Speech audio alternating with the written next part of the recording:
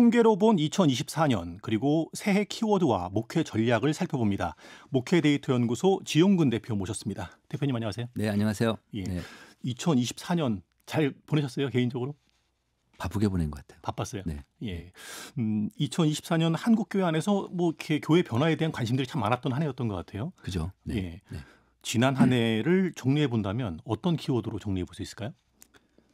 제가 세 가지를 한번 생각해 봤는데요. 예. 첫 번째는 회복, 두 번째는 교회의 약한 고리 3040, 세 번째는 소그룹, 스몰그룹, 이렇게 세 가지를 한번 생각해 봤습니다. 네. 각각의 키워드를 꼽은 이유가 있을까요? 회복이라는 단어는 한국교회에서 어떤 희망적인 단어라고 볼 수 있는데, 코로나 때 워낙 이제 2020년 이후에 뚝 떨어져 모든 사역의 어떤 지표들이 다 떨어졌었는데, 올해 그 성도들이나 목사님께 조사를 해보면 작년하고 다른 결과들이 나와요. 그러니까 작년에도 코로나가 끝났지만 작년까지만 해도 아직까지 좀 그 힘이 붙인다는 느낌이 들었는데, 올해는 일단 성도들이 신앙이 회복하는 그 지표들이 계속 올라오고 있습니다. 그러니까 다시 얘기하면 이제 코로나 전하고 지금하고 이제 신앙이 어떻습니까 물어보면, 예. 작년까지만 내 신앙이 더 떨어졌다라는 비율이 높았거든요. 근데 올해는 내 신앙이 깊어졌다, 약해졌다보다 깊어졌다라는 비율이 올라가요. 그러고 보면 교인들이 신앙심들이 이제는 어느 정도 올라가고 있다, 이렇게 좀 그런 특징들이 좀 보이고 있고, 또 하나는 목사님들한테 목사님은 앞으로 교인 수가 어떨 것 같습니까 물어봐요. 그러면은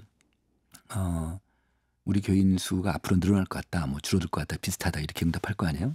그게 작년에는 감사할 것 같다는 비율이 27%였어요. 그리고 증가할 것 같다가 51%였는데, 물론 작년에도 이제 코로나 끝났으니까 이제 앞으로 뚝 떨어졌다가 이제 우리 교회 괜찮을 것 같다는 비율이 높긴 했는데, 올해 같은 경우는 목사님들 중에서 감사할 것 같다는 비율이 10%밖에 안 되고 증가할 것 같다는 비율이 49예요. 그러니까 다시 얘기하면 이제 올해는 이제는 더 감소하진 않고 감사할 것 같다는 비율이 한 10%밖에 안 돼. 앞으로 이제 작년하고 비슷하든지 이젠 증가할 것 같다. 좀 희망적인 목사님들의 어떤 그런 인식들이 있는 거죠. 그런 측면에서 저는 회복이라고 봤습니다. 현실을 반영하는 것은 아니지만 앞으로 좋아질 것이다라고 하는 기대하는 마음이 많이 커진 한 해였다. 왜냐하면 현장 목회자들이 그렇게 생각한다는 얘기는 이제는 우리가 좀 너무 많이 떨어졌으니까 이제는 앞으로 좀 회복할 수 있을 것이다, 이런 기대를 갖고 또 그런 의지가 반영된 그런 숫자들이 아닌가, 이런 생각이 듭니다. 예, 또 다른 키워드로 한국교회 약한 고리라고 언급하셨는데, 네. 3040 세대 어떤 의미인가요? 3040들이 허리 세대잖아요. 네. 근데 이제 코로나 이후에 3040들이 많이 이탈됐어요. 이제 그런 데이터들이 나오니까, 그래서 저희가 이제 저희 연구소에서 3040들 교회 다니는 이 사람을 대상 조사돼 보고 막 그랬더니 이제 많은 교회들이 이제 3040에 대한 위기 의식을 많이 느꼈죠. 그래서 그 특히 3040들을 이제 뭐 소그룹으로 막 이제 뭐 무슨 구역 모임에 집어넣는다 그러면, 그 아무래도 이제 중노년층들이 중심이 되는 한국의 어떤 구역 모임이나 속회나 이런 쪽에 넣으면은 3040이 다 튕겨져 나오는 거예요. 다 어울리지 못하고. 그래서 이들을 별도로 빼내서 뭐 교구를 만든다든지 이들한테 뭐 소구를 만들든지, 그러면 3040들이 다 괜찮게 잘 되는 거예요. 그런 교회들이 한두 교회가 아닌 거예요. 그래서 많은 성과들이 나타나니까, 그래서 3040들이 이제는, 근데 이제 그러니까 다시 얘기하면 3040들이 좀 많은 교회는 3040들이 좀 더 늘어나는 것 같아요. 근데 3040들이 좀 없는 교회들은 3040들이 이제 요즘 같으면 다 가족 종교 시대이기 때문에 부모들이 교회 다니면 애들도 교회 다니니까 30대 40대 층들이 교회 없으면 교회학교 애들도 별로 없는 거예요. 주일학교 애들도. 네. 그러니까 3040들이 많으면 주일학교 애들도 많은 거죠. 그런 측면에서 본다고 하면 이 3040들이 없는 교회들은요 오히려 더 빠져나가요. 그러니까 있는 3040마저 뺏긴다고 할까요? 예. 그런 현상들이 좀 올해 한 해 좀 일어나고 있다. 그래서 올해 키워드는 3040이다, 이렇게 한번 생각을 해봤습니다. 네. 예, 교회의 핵심 세대가 3040 세대라는 걸 확인한 한 해. 그렇죠. 예, 네. 그렇군요. 네. 소그룹도 언급하셨는데. 네. 소그룹은 저희 연구소에서 계속해서 강조하는 것 중에 하나인데요. 교회를 설명하는 모든 변수 중에서 가장 강력한 변수가 소그룹이에요.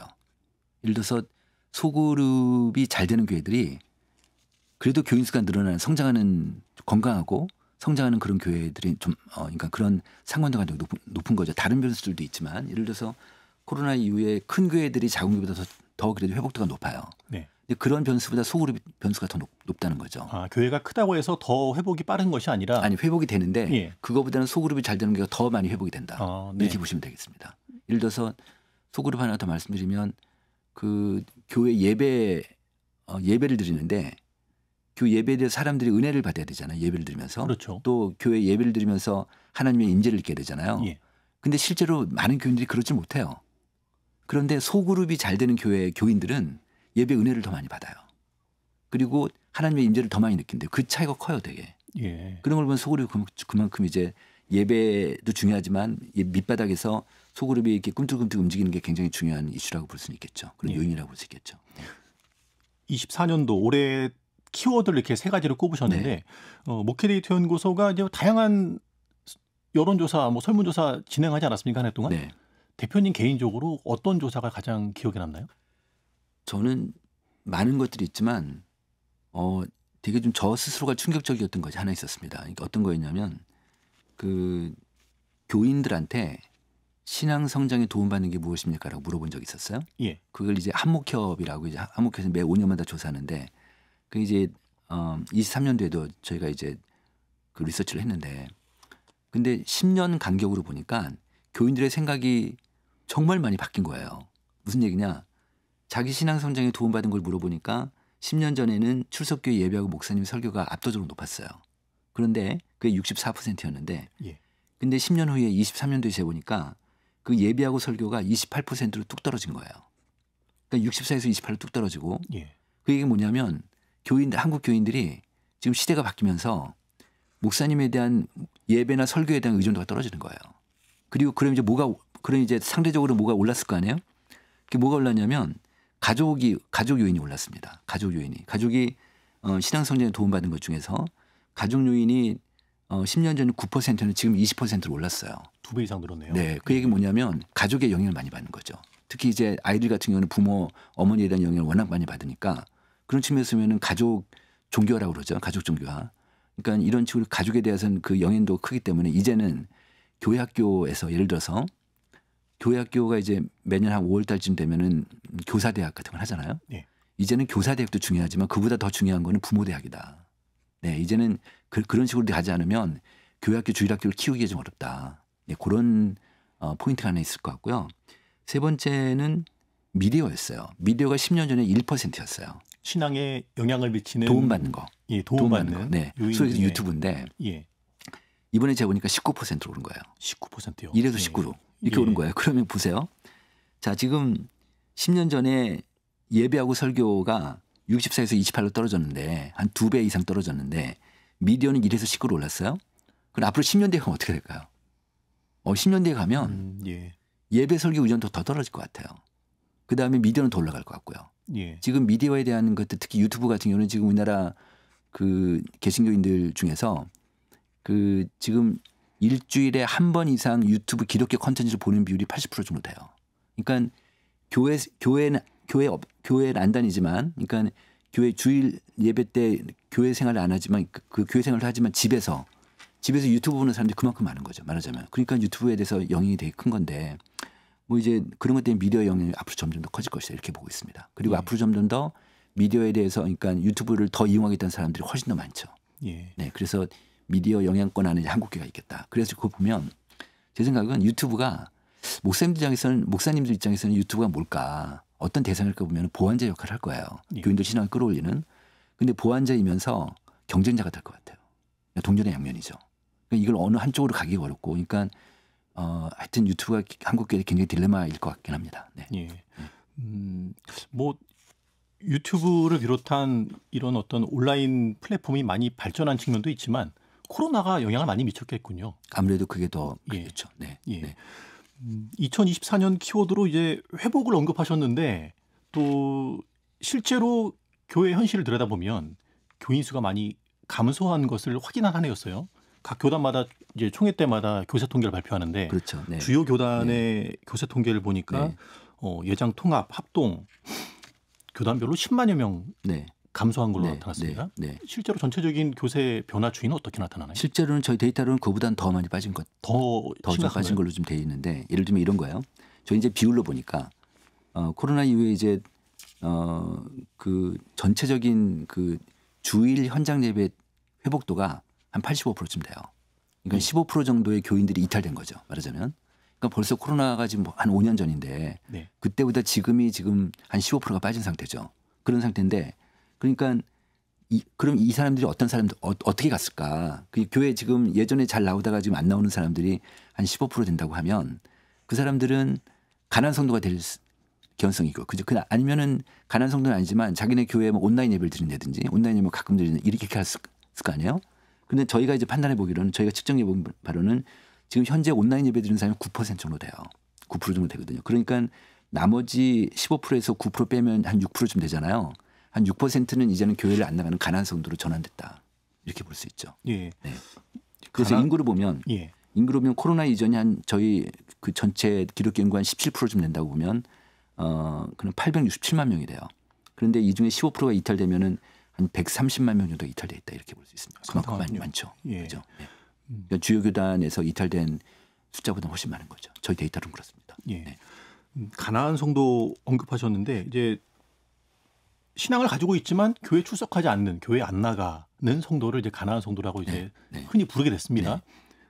관련된 조사가 특별히 좀 진행된 게 있을까요? 가나안 성도만 대상으로. 가난 성도를 그러니까 가난 성도 기준을 어떻게 정할 거냐를 보면 저희들 내부적으로 이제 연구진에서 판단한 바로는 이런 기준을 정했어요. 6개월 동안에 한 번도 교회 나가지 않은 사람. 6개월. 예수를 믿지만 6개월 동안에 한 번도 교회를 안 나간 사람 가난 성도로 우리가 규정을 하자. 이랬을 때 전체 기독교인 중에 한 27% 정도가 가난 성도예요. 현재요. 27% 정도 되는데 근데 10년 전에는 이게 10%였어요. 10년 전에는. 그럼 10%에서 27은 늘었잖아요. 예. 그러면 앞으로 10년도 어떻게 될까요? 그러니까 다른 변수 다 통제하고 이 기울기만 보면 40%가 넘어가요. 40%. 그래서 저희 나라가 지금 그런데 이게 그를 뒷받침할 수 있는 데이터가 하나 있다면 청소년들 가난 성도도 있을 거 아니에요? 청소년들 가난 학생이 있을 거 아니에요? 예. 지금 어른이 27%인데 청소년 36%예요. 36%.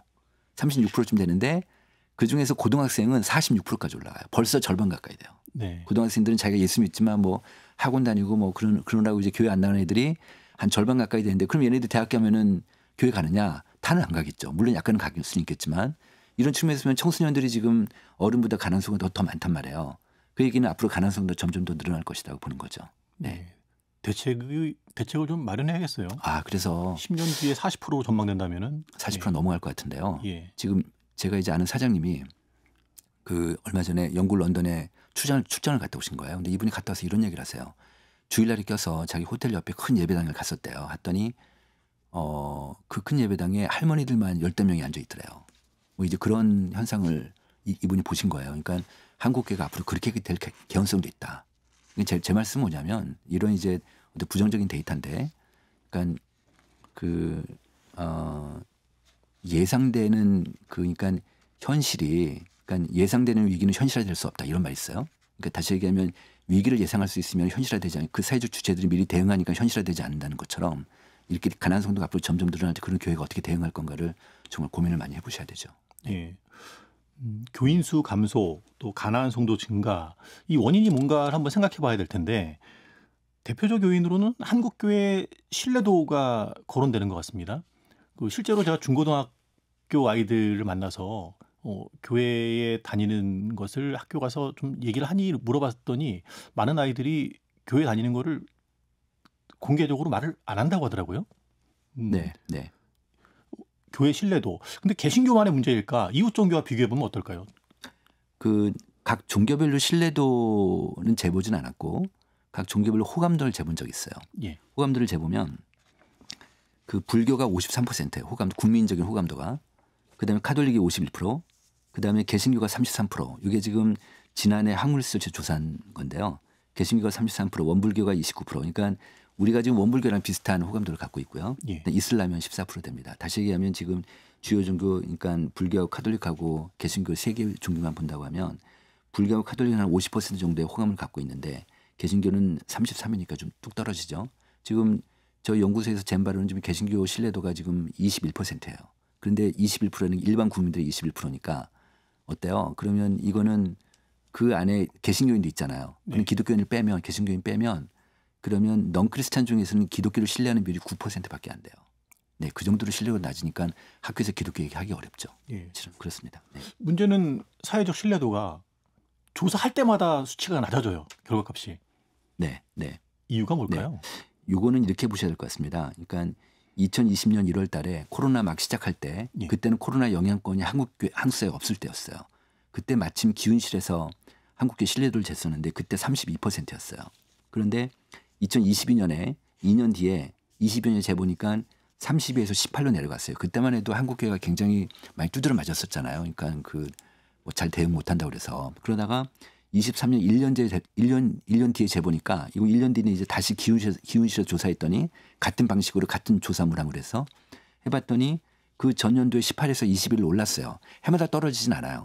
다시 얘기하면 코로나 때 뚝 떨어졌다가 지금 약간 예. 오르고 있습니다. 예. 제가 오른 상태에서 다 스탑되어 있는 상태인데 그 원인이 뭐냐? 그럼 저희가 이제 종교별로 이제 이미지 평가를 좀 해보면 개신교의 이미지가 되게 부정적이죠. 아마 저는 사실은 이런 얘기를 참 언론이나 강의할 때 안 하고 싶더라고요. 너무 부정적이니까. 근데 뭐 하여튼 그 리서치 데이터로 나온 거 보면 개신교의 이미지는 배타적이에요. 배타성이 좀 있어요. 그다음에 물질적이다. 물질 중심적이다. 그다음에 이기적이다. 위선적이다. 세속적이다. 이런 인식들이 불교나 카톨릭에는 없는 인식들이 지금 이런 이미지가 좀 우리 가운데 형성이 돼 있거든요. 이런 것들이 신뢰도가 낮은 원인이 아닌가. 또 하나는 저희가 빅데이터 분석을 해보면 개신교에 대해서 특히 안티크리스찬들이 많잖아요. 그러니까 개신교에 대해 뭐가 나오면 그냥 공격하는 사람들이 많은데 그 대표적인 사례가 뭐냐면 목회자 성범죄예요. 목회자 성범죄가 1년에 한두 건씩은 나오는데 몇 건씩은 나오는데 그게 나오면 그냥 언론에 그냥 인터넷 댓글로 그냥 그렇게 많이 욕을 하는데 그게 개신교 신뢰도를 떨어뜨리는 그런 주요 요인 중에 하나일 수 있겠죠. 예.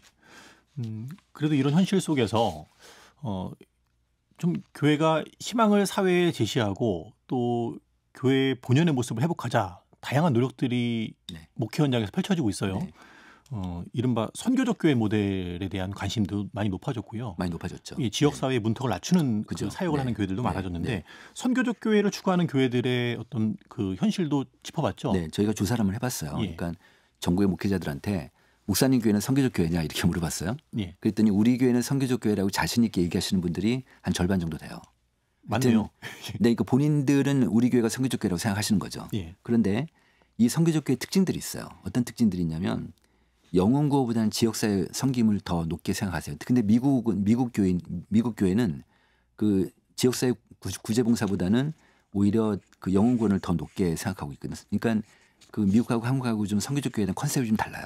근데 한국은 어쨌든 지역사회 어떤 봉사, 지역사회 구제, 지금 좀 전에 사회자께서 말씀하셨듯이 교회의 문턱을 낮추고 사회와 같이 소통하는 그러니까 어떤 교회의 공적 역할들 이런 것들을 주로 이제 선교적 교회 생각하는데 근데 이 선교적 교회의 가장 큰 특징이 이번에 조사를 해보니까 가장 큰 특징 중에 하나가 뭐냐면 성도들이 자발적인 참여를 하는 거예요. 그게 가장 큰 차이였습니다. 그러니까 선교적 교회가 아닌 교회하고 그다음 선교적 교회인 교회 보면은 선교적 교회는 아무래도 교육자뿐 아니라 성도들이 같이 움직여야 되니까 그래서 자발적 참여가 높다 이렇게 좀 볼 수 있는데 근데 한국 교회에 선교적 교회 문제가 있다면 아직까지는 그 교육자 중심이에요. 성도들 중심이 아니라 그러니까 교육자 중심 교회가 한 5군데 중에 한 4군데 정도가 그렇고 아직까지 평신도 중심의 그런 선교 활동을 잘 못하고 있죠. 그래서 그런데 또 하나 특징이 뭐냐면 선교적 교회하고 이제 선교적 교회 아닌 교회가 있잖아요. 반반 정도 될 거 아니에요. 네. 그러면 그 이들 두 그룹을 갖고 어떤 저희가 테스트를 해봤냐면 목사님 교회는 과거 5년 전보다 지금 교인 수가 늘었습니까 줄었습니까 물어봤어요. 앞으로 교인 수가 늘 것 같습니까 줄 겁니까 물어봤더니 선교적 교회가 둘 다 증가율이 훨씬 높아요. 네, 근데 선교적 교회가 아닌 교회들은 둘 다 낮아요. 이런 특징이 나타났습니다. 그래서 목사님들이 좀 선교적 교회에 대한 그 인식을 갖고 좀 추구하고 좀 이렇게 스타디하고 해서 교회를 전체적으로 끌고 가는 것도 좀 방법이지 않을까 생각이 듭니다. 예. 선교적 교회는 결국에 이제 교회의 공공성, 신앙의 공공성을 그렇죠. 회복해서 네. 교회가 사회적 책임을 다하자 뭐 이런 그런 거 거죠. 아니겠습니까? 네, 그런 거죠. 그런데 사회적 책임이라고 하면은 교회 안에서는 이제 정치적인 어떤 사안에 대해서도 말을 안 할 수가 없어요. 네. 교회 안에서 정치적인 어떤 사안을 다루는 게 사실 되게 조심스럽거든요. 되게 어려워요. 예. 네, 그렇죠. 네. 관련된 내용도 좀 네. 조사가 된 게 있을까요? 얼마 전에 저희가 몇 년 전에 저희 연구소 처음 시작하고 나서 정치적인 이슈를 한번 저희가 넘버즈 저희 주간 리포트 때 다뤘더니 아이고 엄청 공격받았어요. 그래요? 네, 그러니까 이념적으로 들어가면 예. 한쪽에서는 반대를 하는 거죠. 말하자면 이렇게 돼서 이념적인 거는 되게 되게 좀 위험하다 뭐 이런 생각이 들었는데 어쨌든 이번에 한교총에서 그 이제 내년에 이제 한국 기독교 140주년이 맞아서 이제 한국 그 사회 그 오피니언 리더층들 뭐 이제 교수나 목사나 언론인들 이런 분들을 대상으로 해서 140주년을 맞아서 140명을 대상으로 해서 오피니언 리더층 조사 무슨 조사를 했냐면 한국 교회가 한국 사회에 어떤 기여를 했는지 그 조사를 했어요. 그 조사 가운데서 저희가 정치적인 문제를 한번 물어봤습니다. 그랬더니 한국 교회는 정치적 중립을 준수해야 된다라는 의견에 대해서 오피니언 리더층들이 무려 81%가 동의하신 거예요. 그러니까 한 19%는 정치적 중립 준수하지 않아도 된다는 얘기고, 그러니까 80% 정도가 정치적 중립을 준수해야 된다는 인식을 보였는데, 그런데 그럼 지금 현재 한국 교회가 정치적으로 중립이냐를 물어봤어요. 네. 그랬더니 21%만 그렇다고 대답을 하신 거예요. 그러니까 아니다는 79%. 그러니까 목회자들 그다음에 오피니언 리더층들이 어떻게 보면 그 일반 여론을 선도하는 사람들인데 이분들이 생각할 때 한국 교회는 정치적인 중립을 좀 지키지 못하고 있다. 예. 근데 정치적 중립으로 가야 된다라는 인식이 확고하게 이번 조사에서 나타났죠. 네, 그렇습니다. 그래서 한국 교회가 현실 정치에 참여해야 되느냐 이 문항 다 물어봤더니 이것도 한 22%에 불과합니다. 그러니까 여론선도층은 한국 교회가 정치에 참여하는 것을 원하지는 않고 있습니다. 예. 네. 정치적 성향에 따라서 사실 사회 갈등이 큰데 교회 안에서도 정치적으로 중립을 그렇죠. 네. 지키느냐 안 지키느냐 가지고 네. 인식과 네. 현실이 네. 다른 그렇습니다. 결과가 네. 나왔군요. 그래서 이게 아까도 질문하셨지만 한국의 신뢰도가 낮은 이유도 저는 이 요인이 있다고 생각합니다. 네. 예. 네. 한번 곱씹어봐야 될 대목이네요. 네. 또 하나 아까 이제 이 신뢰도 얘기하면서 다음 세대 잠깐 언급했는데 네. 교회에 출석하던 청년과 청소년들이 교회를 많이 떠나고 있어요. 네.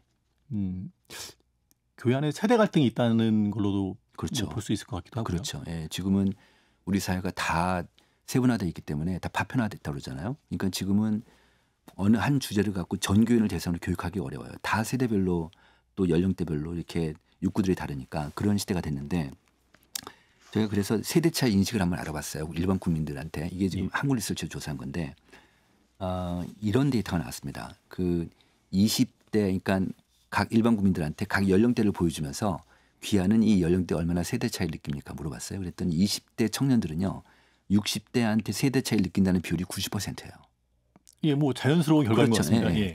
또 60대도 20대한테 90% 세대 차이를 느낀대요. 예. 둘이 똑같아요. 예. 그러니까 60대 장로님하고 20대 청년하고 둘이 앉혀놓고 대화를 하면 대화가 안 되는 거예요. 그럴 거 아니에요. 그죠? 그러니까 대화 뭐 할 필요도 없다고 볼 수는 있죠. 그런 상태인데 또 하나 질문이 뭐냐면 귀하는 귀하보다 몇 살 위면은 세대 차이를 느낍니까 물어봤어요. 그랬더니 이건 두 가지로 물어봤는데 네. 평균 6살이 나왔어요. 6살이요? 6살. 한국인들한테 물어보니까.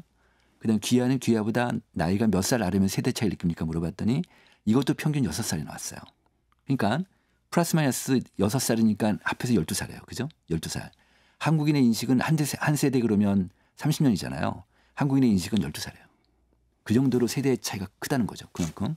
그러니까 이런 경우에는 예를 들어서 어느 구역 모임이 있어요. 그러니까 만약에 그 소그룹이 있다 그러면 65세 권사님이 소그룹 리더를 하고 있어요. 그러면 50세 여성 집사가 가가지고 대화가 안 되는 거예요. 네, 그런 문제가 있어요. 그러니까 교회에서 소그룹을 하려면 그래서 이제 소그룹 하는 사람한테 물어봤어요. 소그룹 편성을 어떻게 했으면 좋겠냐 그랬더니 한 무려 75%가 연령대별로 나누고 싶다는 거예요. 그러니까 30, 40대면 30, 40대끼리, 50대는 50대끼리, 60대는 60대끼리.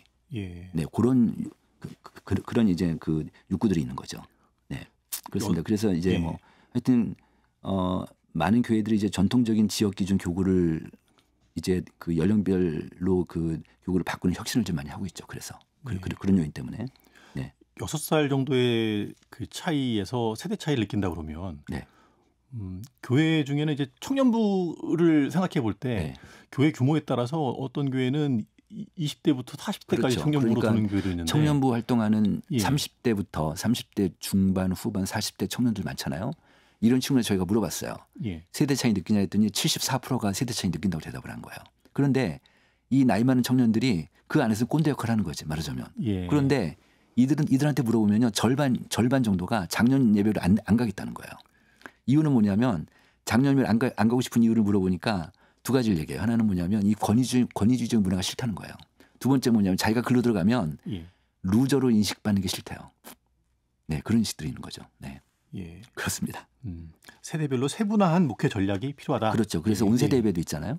예. 온세대 예배도 이게 모든 교인이 다 좋아하지 않는 거예요. 1인 가구는 너무 힘들어요. 아, 그렇겠네요. 그다음에 예. 20대, 30대들 되게 힘들어요. 예. 온세대 예배가 다 좋진 않다. 이렇게 볼 수 있습니다. 네. 예. 교회 안에는 이제 세대 차이도 있지만 남성, 여성 또 교육자도 있고 직분자도 있고 다양한 그 사람들이 어우러져 있지 않습니까? 네, 네, 네. 이들 사이에 의사소통이 잘 되고 있을까? 네. 교회 안에 의사결정 구조는 어떻게 잘 네. 이루어져 있을까? 네. 이런 네. 부분도 관심인데요. 네. 저희가 이제 구밀부하고 조사를 했는데 한국 교인들이 한국 교회의 이미지를 어떤지를 물어봤어요. 그랬더니 예를 들어 전도 중심이다, 뭐 예배 중심이다, 뭐 권위주의다, 보수적이다 이렇게 쭉 보기를 주고 했더니 첫 번째가 권위주의적인 게 나왔어요. 두 번째가 보수적이다 이렇게 나왔어요. 네. 그다음에 이제 세 번째가 전도 중심, 예배 중심이 나온 거예요. 그러니까 어떤 성경적인 어떤 교회 이미지가 아니라 교인들한테는 우리 교회가 보수적이고 권위주의라는 인식이 딱 박혀 있는 거예요. 이러다 보니까는 그 이제 만약 교회를 옮기고 싶은 사람이 있을 거 아니에요. 교회를 옮기고 싶으면 그 이유를 물어보면요. 첫 번째가 설교에 대한 불만이 제일 높아요. 근데 두 번째가 우리 교회가 권위주의적이고 비민주적이라는 요인이 두 번째가 된 거예요. 근데 제가 이 조사를 몇십 년째 해봤거든요. 예. 근데 이렇게 교회 권위주의적이고 비민주적이라는 요인이 두 번째로 올라온 건 이번이 처음이에요. 그 정도로 좀 이제는 이거 고치지 않으면 어렵겠다. 이거 고치지 않으면 한국교회가 반등하기 어렵겠다. 이런 생각이 드는 거죠. 그래서 이제 지금 현재 교회 의사결정 구조에 대해서 그 거버넌스라고 볼 수 있는데 이 만족도를 물으면 매우 만족한다는 비율이 25%밖에 안 돼요. 그 정도로 교인들이 교회 당회에서 결정하는 것들이 썩 만족스럽지 못하는 거지. 왜냐하면 생각과 다른 결정을 교회가 하고 있다. 그럼 내 이렇게. 의견도 예. 물어보지도 않고 하니까 그런 예. 거죠. 그래서 방법이 뭐냐? 그러면 각 연령대별 대표자들을 어쨌든 교회 의사결정 라인에 플랫폼에 집어넣어서 그들의 의견도 반영할 수 있도록 의견을 듣는 거라도 하는 게 되게 중요하겠다. 그래서 지금 우리 사회가 그 직장인들 조사하잖아요. 직장인들 조사하면 이게 대기업 말고 대기업은 그래도 수평적이고 뭐 그런데 네. 중소기업 직장인들도 또 지금은 어떤 우리 직장 문화를 물어보면요. 우리 회사가 수평적이고 민주적이라는 얘기가 그렇지 않은 비율이 훨씬 높아져요. 지금은. 한국 사회 전체가 수평적이고 민주적인데 예. 교회 문화는 아직까지 권위적인 게 있으니까 교회가 이제 근데 일주일 내내 이런 문화에 살다가 직장에 있으면 교회 가면 답답한 거 힘들고 네, 그런 현상이죠. 그래서 저는 이런 그 문화를 좀 바꾸지 않으면 한국교회가 쉽지 않겠다 이런 생각이 좀 들죠. 네. 이렇게 지난 1년 동안 한국교회 현실을 반영하는 어떤 다양한 조사 결과를 좀 들어봤는데 이제부터는 2025년 내년엔 한국교회가 어떻게 가야 될지에 대한 네. 이야기를 좀 들어봤으면 합니다. 네. 얼마 전에 한국교회 트렌드 2025 책 내셨죠? 네, 그렇습니다. 2025년의 한국교회 트렌드는 어떤 키워드로 요약될 수 있을까요? 저희가 10가지 주제를 선정했는데 그중에 몇 가지만 좀 제가 말씀드리면 이런 것들이 좀 한국교회가 좀 관심 가져야 될 것 같다라고 보면 저는 이제 유반젤리즘을 저희가 말을 만들었습니다. 유반젤리즘. 유반젤리즘. 무슨 의미죠? 이반젤리즘이라는 복음주의라는 단어 있잖아요. 예. 그다음 유튜브의 유하고 예. 그 이반젤리즘에 반젤리즘 해가지고 유반젤리즘 저희가 조어를 만들었어요. 예. 그러니까 지금 이제 유튜브로 아까 제가 앞단에서 말씀드렸듯이 지금 유튜브로 사람들이 신앙생활을 하니까 유튜브가 지금 교회의 경쟁자이면서 보완자이면서 경쟁자니까 이 목회자들이 정말 이거를 잘 다뤄야 된다라는 측면에서 요 얘기를 한번 해봤고요. 그다음에 이제 가족 종교화가 너무 심해지니까 지금 제가 88년부터 계속 조사를 해보면은 그러면 지금 현재 자기 배우자 종교가 기독교라는 비율이 80%가 좀 넘어요. 그리고 자기 자녀가 기독교라는 비율이 또 80%가 같은 지금 이제 그 교회 다니는 사람한테 물어보면 이 종교 일치도가 80%가 좀 넘거든요. 이게 지금 과거 데이터 중에 가장 높아요. 예. 그 정도로 종교 일치도가 높은데 그 가족 종교가 높으니까 지금 이제 부모가 교회를 다니면 아이들도 교회 다니고 부모가 교회 안 다니면 아이들도 교회 안 다니는 이런 시대가 됐고 또 교회가 부모가 신앙이 좋으면 애들도 신앙이 좋고 부모가 신앙이 안 좋으면 애들도 신앙이 안 좋고 이런 시대이기 때문에 이런 측면에서 본다고 하면 아까 좀 전에 말씀드렸듯이 그 신앙이 도움받는 게 가족 영향도 확 커졌잖아요. 네.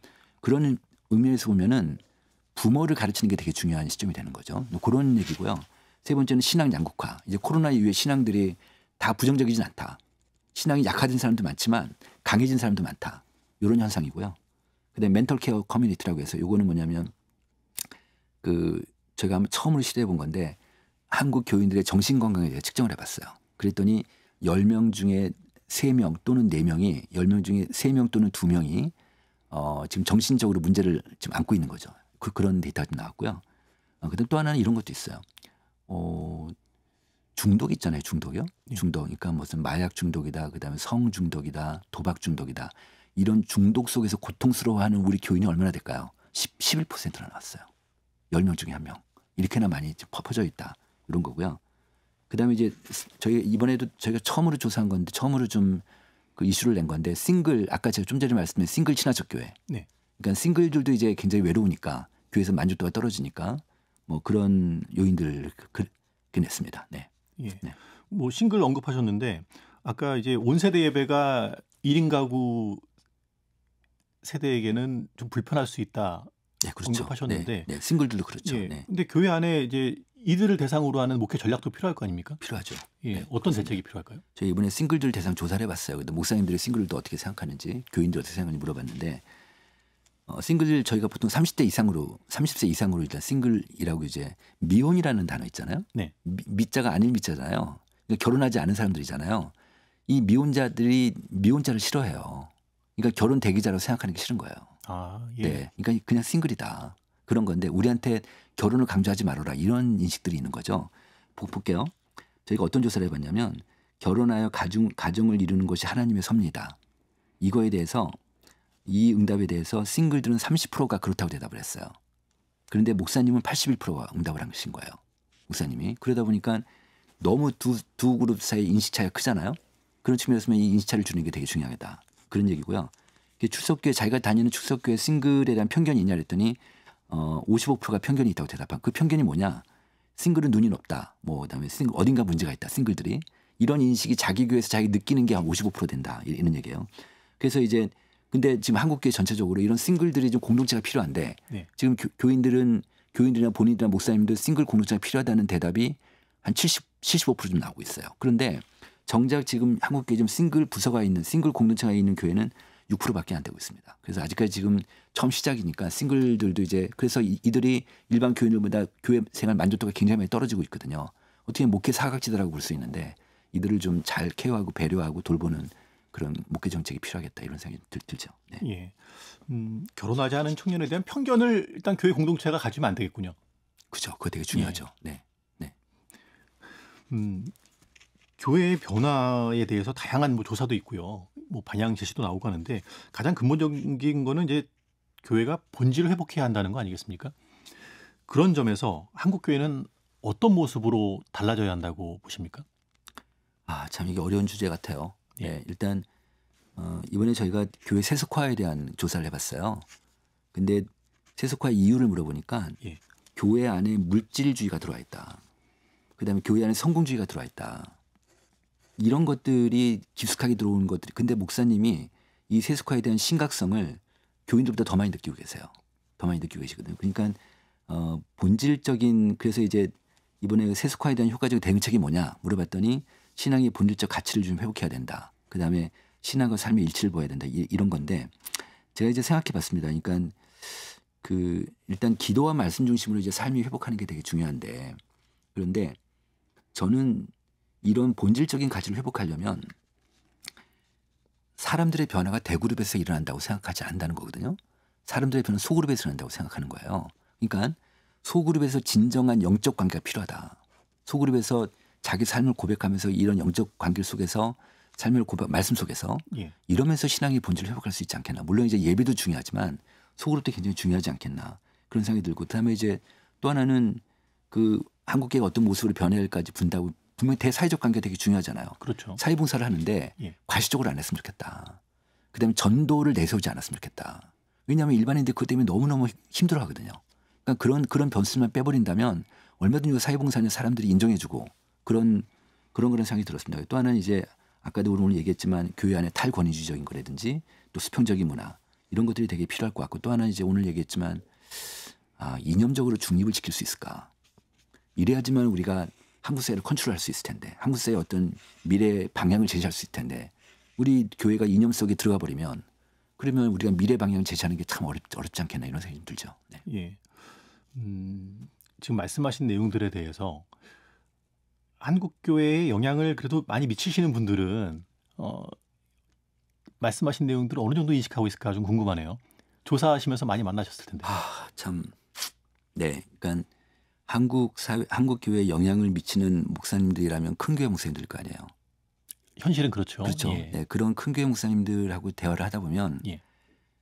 지금 사회자님 질문하신 대로 이런 한국교회 문제의 과제를 알고 계시는 것 같아요.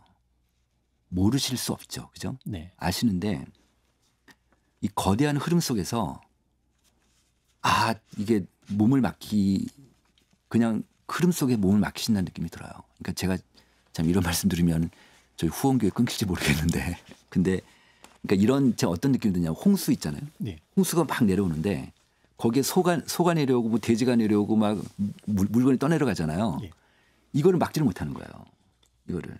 그런데 본인이 어떤 외치고 주장을 하고 뭐 그룹화시켜서 뭐 세력화시켜서 어떤 본질을 회복하자.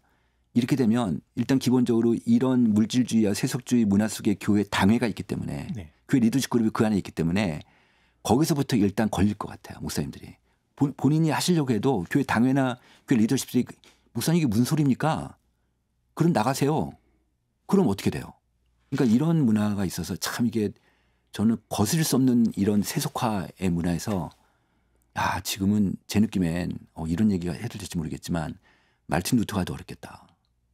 전 그런 느낌이 들긴 해요. 너무 절망적인데요. 그런데 그럼에도 불구하고 부흥하는 교회들이 있잖아요. 예. 부흥하는 교회들이 있어요. 전체적인 흐름은 하락되고 있지만 그래도 부흥하는 교회들이 있기 때문에 저희 데이터로는 한 15% 정도 부흥하는 교회가 있거든요. 이제는 교회도 각자도생이다.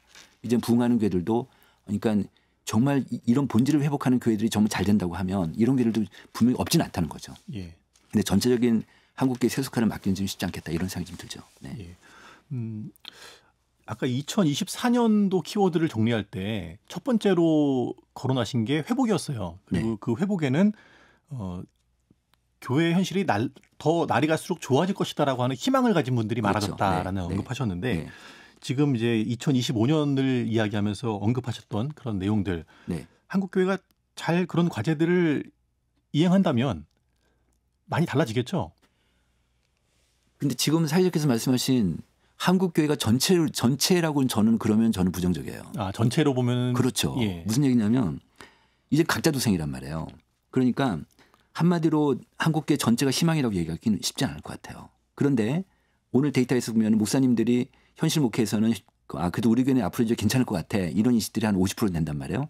그런 목사님도 어쨌든 그런 기대를 갖고 물론 이제 현실에 부딪힐 수도 있겠지만 그러니까 지금은 어떻게 보면은 현장 목회자는 지금의 최악보다는 지금이 가장 최악이라고 보면 네. 앞으로 희망을 보고 계시다. 그건 맞는 것 같아요. 네. 맞는데 전체적인 하락하겠지만 그렇지만 그래도 희망을 갖고 있는 목사님들이 계시니까 그런 교회들이 앞으로 점점 더 성장할 건강해질 거고 그런 것들이 되게 중요하죠. 그러니까 앞으로 제 생각엔 한 15에서 20% 정도의 한국교회 중에서 그런 교회들은 앞으로 점점 더욱 더 성장할 수 있지 않을까 이런 생각이 드는 거죠. 예. 기도와 네. 말씀 중심으로 회복되면서 네. 교회 안에서 성도 간의 교제가 아주 끈끈하게 이루어지는 네. 그런 제가 교회. 하나 말씀드리면 유튜브 아까 관련해서 네. 교인들한테 물어봤어요. 유튜브가 절대 유튜브로 대체할 수 있는 교회의 기능이 뭐냐고 물어봤어요. 그랬더니 교인들의 교제 코이노니아를 얘기한 거예요. 네. 그러니까 코이노니아는 유튜브가 절대로 접근할 수 없는 거죠. 그러니까 어떤 진정한 교제 이 안에서 삶이 회복되고 삶이 변화되고 이런 교회의 어떤 순수한 그런 기능들이 되게 중요해지는 시점이 되겠다 이렇게 볼 수 있습니다. 예. 지금이 이제 2025년 각 교회마다 목회 방향을 결정하는 시기고 아마 이미 많은 교회들이 결정했을 거예요. 그래도 오늘 방송 들으면서 놓치고 있는 부분들 한번 짚어보는 계기가 되면 좋겠습니다. 예, 대표님 오늘 말씀 감사합니다. 네, 고맙습니다.